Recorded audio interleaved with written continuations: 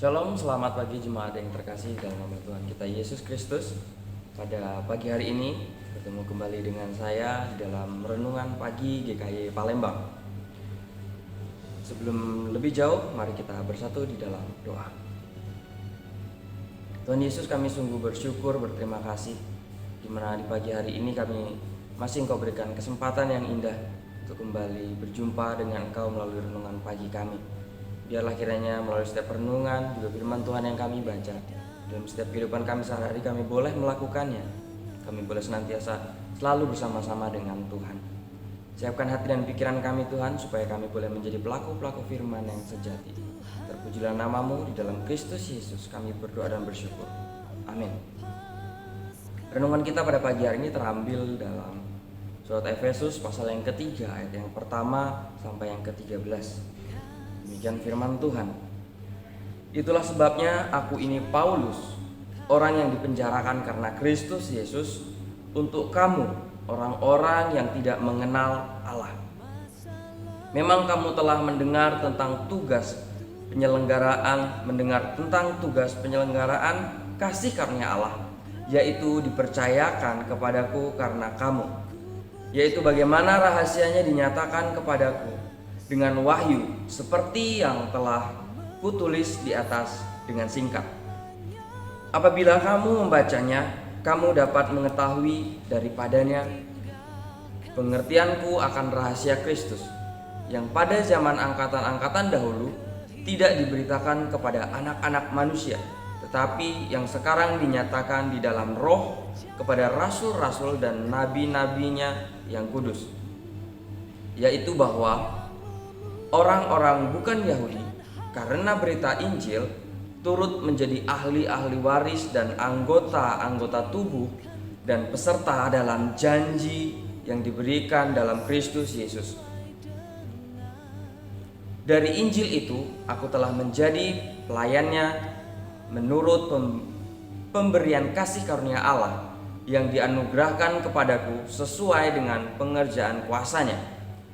Kepadaku yang paling hina di antara segala orang kudus telah dianugerahkan kasih karunia ini, untuk memberitakan kepada orang-orang bukan Yahudi kekayaan Kristus yang tidak terduga itu, dan untuk menyatakan apa isinya tugas penyelenggaraan rahasia yang telah berabad-abad tersembunyi dalam Allah yang menciptakan segala sesuatu, supaya sekarang oleh jemaat diberitahukan pelbagai ragam hikmat Allah kepada pemerintah-pemerintah dan penguasa-penguasa di surga, sesuai dengan maksud abadi yang telah dilaksanakannya dalam Kristus Yesus Tuhan kita. Di dalam Dia kita beroleh keberanian dan jalan masuk kepada Allah dengan penuh kepercayaan oleh iman kita kepadanya. Sebab itu aku minta kepadamu, supaya kamu jangan tawar hati melihat kesesakanku karena kamu, karena kesesakanku itu adalah kemuliaan. Demikian firman Tuhan yang telah kita baca. Berbahagialah setiap kita yang mendengar, bahkan melakukannya dalam kehidupan kita hari lepas hari. Dalam pemberitaan Injil kepada etnis non-Yahudi ini, Paulus banyak mendapatkan tantangan. Pemberitaan Injil inilah yang menyebabkan menjadi tahanan Kaisar Nero. Jadi karena pemberitaan Injil, ternyata Paulus harus ditahan. Tapi Paulus tidak pernah melihat hidupnya sehingga Paulus menyebut dirinya sebagai tahanan Kristus, bukan tahanan Kaisar Nero. Sisi yang mungkin tidak pernah bisa dilihat oleh orang yang dalam kehidupan sehari-hari untuk melihat bagaimana hikmat Tuhan ada di dalam dirinya. Dalam menjelaskan dirinya sebagai pemberita Injil, ada dua hal terungkap, yaitu berita Injil dan tugas memberitakan Injil.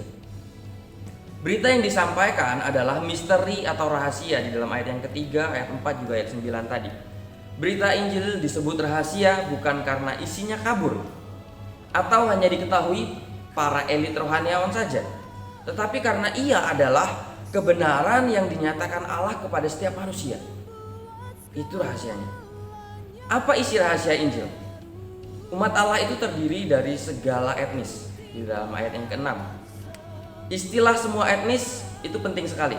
Umat Allah tidak meliputi semua manusia, karena banyak manusia yang dengan sadar dan sengaja menolak untuk menjadi umat Allah. Jika Allah memaksa semua manusia yang menolaknya menjadi umatnya, maka sedikitnya dua hal terjadi. Allah adalah diktator dan manusia berubah menjadi robot. Umat Allah itu bersifat internasional. Tidak ada lagi perbedaan etnis Yahudi dan etnis non-Yahudi.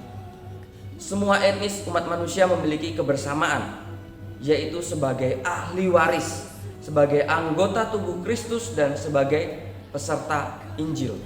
Di dalam ayat yang ke-6 juga. Ini terjadi melalui persatuan umat dengan Kristus. Manusia dari segala etnis memiliki relasi dengan Allah melalui iman kepada Yesus Kristus, sehingga setara sebagai satu umat. Kepada Paulus, Allah menyatakan rahasia ini. Paulus sekarang memberitakan rahasia kekayaan Kristus kepada manusia etnis non-Yahudi, sehingga jemaat boleh lahir. Di dalam ayat yang ke-8.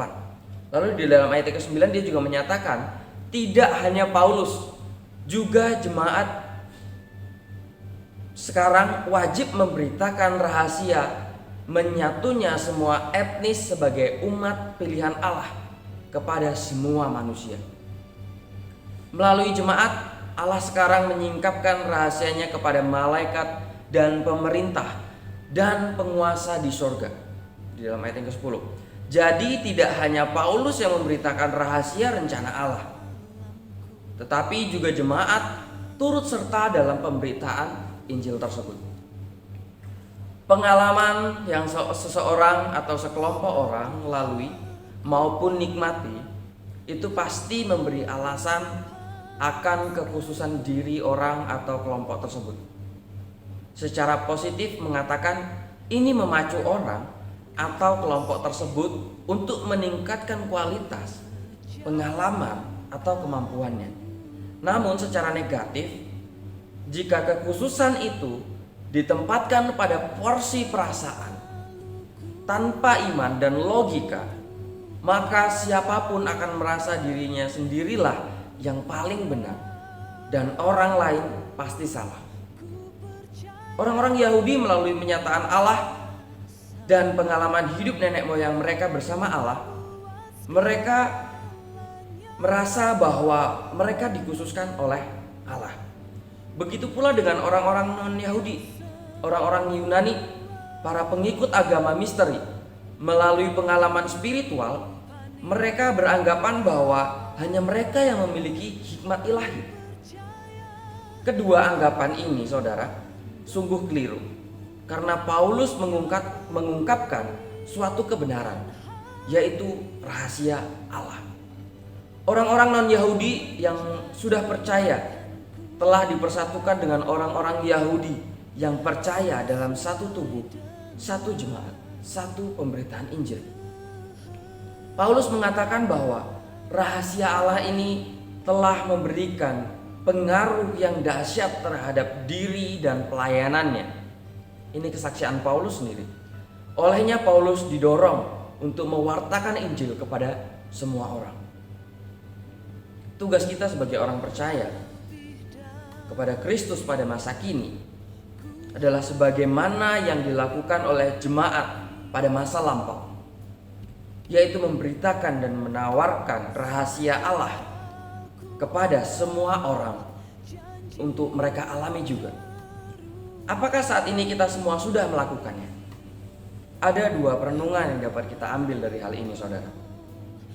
Yang pertama yaitu memberitakan Injil adalah tugas yang mulia karena mewartakan rahasia kekal tentang Allah. Lalu hal yang kedua, seandainya setiap orang percaya, setiap orang Kristen seperti Paulus itu menyadari diri sebagai pelayan Kristus, bukan pelayan diri sendiri, dan menyadari pertolongan anugerah Allah dalam setiap kehidupannya, pasti gereja Tuhan akan mampu menjadi peragaan berbagai hikmat Allah dalam setiap kehidupan manusia hari lepas hari.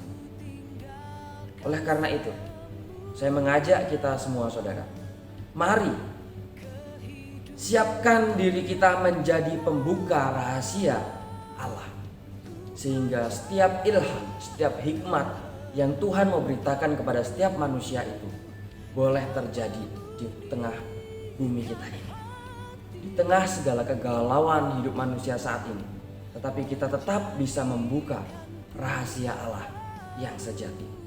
Selamat beraktivitas, selamat pagi, Tuhan Yesus memberkati.